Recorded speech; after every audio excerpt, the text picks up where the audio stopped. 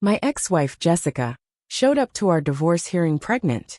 She thought it would secure her a payout, until the judge asked one simple question.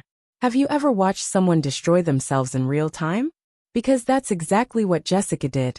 I should have known she'd try something. The entire divorce process had been a nightmare. Delays, tantrums, and pointless filings just to waste my time. If she had put half as much effort into our marriage as she did into making my life miserable, we wouldn't have ended up here. But when she walked into that courtroom, visibly pregnant, I almost laughed. Not because I thought the baby was mine. I knew it wasn't. But because I could see her plan unfolding like a cheap soap opera plot. Jessica was banking on one thing. That the judge would see her as a poor, abandoned, pregnant woman and force me to pay up. Forget the prenup, forget logic. She was playing the sympathy card to get a payday. I could already hear the speech she had planned. Your Honor, I have a baby on the way, and I've been left with nothing. How am I supposed to survive? She'd throw in some fake tears, steal glances at me, waiting for me to squirm. Too bad for her. I don't panic and I don't lose. Jessica underestimated me. She thought I'd get nervous, offer a settlement just to avoid looking like the bad guy in front of the judge. What she didn't know was that I had already figured her out months ago. Jessica wasn't just bad at marriage, she was bad at lying. And she had no idea that one simple question from the judge was about to shatter her entire plan. Jessica strutted into that courtroom like she had already won, one hand on her belly, the other tucking her hair behind her ear, acting like she wasn't about to commit legal fraud. She even let out a dramatic sigh as she sat down, as if this whole process was exhausting for her. I didn't react. I didn't need to. Unlike Jessica, I wasn't walking in blind. I was ready, and so was my lawyer, Ethan. Ethan was the type of guy who smiled in court, but could destroy you with the law. I'm not a big fan of lawyers, but after watching him dismantle Jessica's games over the last few months, I was glad he was on my side. Jessica, on the other hand, had gone through 3 different lawyers during the divorce. The one she had today was fresh out of law school, probably eager to win his first big case. I almost felt bad for him. Almost. Jessica had pulled stunts before. Not the pregnancy trick, but plenty of other manipulative moves. She played the helpless victim well, and unfortunately, some people believed her. Even my own mother. A week before the hearing, my mom called me. Just settle, she sighed. You don't want this dragging on forever. I pinched the bridge of my nose. Mom, she's not getting a cent. That's why we had a prenup. She's pregnant, she pressed. Do you really want that on your conscience? I almost lost it. Mom, this isn't my kid. There was a pause. Are you sure? I wanted to laugh. Was I sure? Jessica cheated on me repeatedly. I caught her. I paused, then sighed. You know what the worst part is? If I actually thought this was my kid, she wouldn't even need to pull this stunt. I'd be there. I'd take care of them. That's the difference between us. She schemes, I take responsibility. My mom went quiet. Then she sighed. I just don't want to see this get uglier. It was already ugly, but I promised her I'd handle it. Which brings us back to today. The judge walked in, and the hearing began. Jessica's lawyer wasted no time, launching into a dramatic sob story. Your Honor, my client has been left in an impossible situation.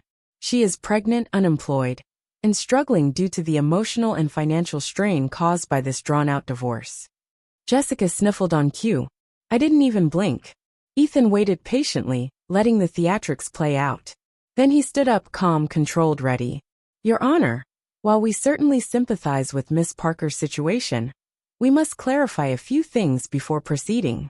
First and foremost, he turned to Jessica's lawyer. Who is the father of this child?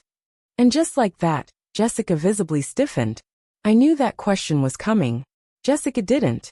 She assumed no one would question her pregnancy, that she could waltz in, look vulnerable, and walk out with a fat check.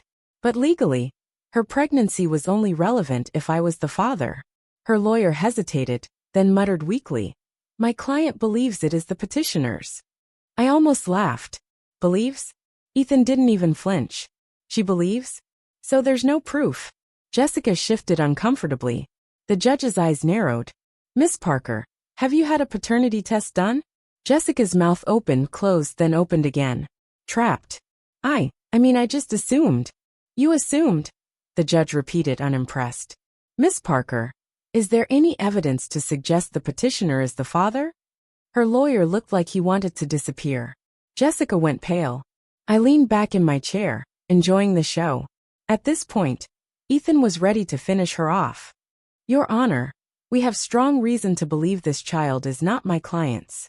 He pulled out a stack of photos, taken 2 months after Jessica and I separated, of her on vacation with another man, holding hands, kissing, clear proof she had moved on.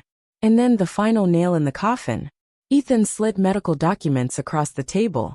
Additionally, we have subpoenaed Miss Parker's recent medical records, which show that her first confirmed pregnancy test was taken months after she and my client were last together.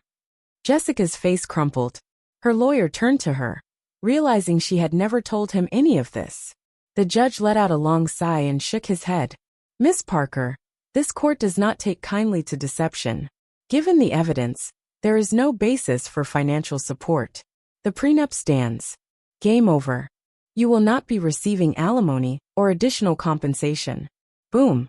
Jessica gasped like she had been physically struck. But Your Honor, this hearing is over. Done. Jessica sat there frozen. The judge's words were still hanging in the air, but I could see it happening in real time. Her brain scrambling for a way out. This wasn't how she thought today would go. In her version of events, she was supposed to cry, look pitiful, and leave with a fat monthly check. Instead, she had been publicly exposed. Her lawyer wasn't even looking at her anymore. He was staring at the floor, probably reevaluating every decision that led him to take this case. Meanwhile, Jessica was gripping the edge of the table, as if she could somehow hold on to the last shreds of her scheme. And then the tantrum started, her last desperate attempt. But Your Honor, Jessica blurted out, her voice high-pitched. This isn't fair. I'm about to have a baby, and he just gets to walk away. The judge exhaled sharply, rubbing his temples. He was done. Miss Parker, he said firmly, this court does not make financial judgments based on emotional appeals. Your pregnancy has no legal bearing on this divorce unless paternity is established, which, based on the evidence provided, it has not been. But, the judge held up a hand. Enough, Jessica snapped. She turned sharply in her chair, whipping her head toward me. You're really going to do this to me? To your own child? There it was, the final gamble. Even after being publicly humiliated, she was still trying to plant doubt. The courtroom went silent. Then I smiled, a slow, amused, merciless smile. You really want to do this, Jessica? I leaned forward, my voice calm.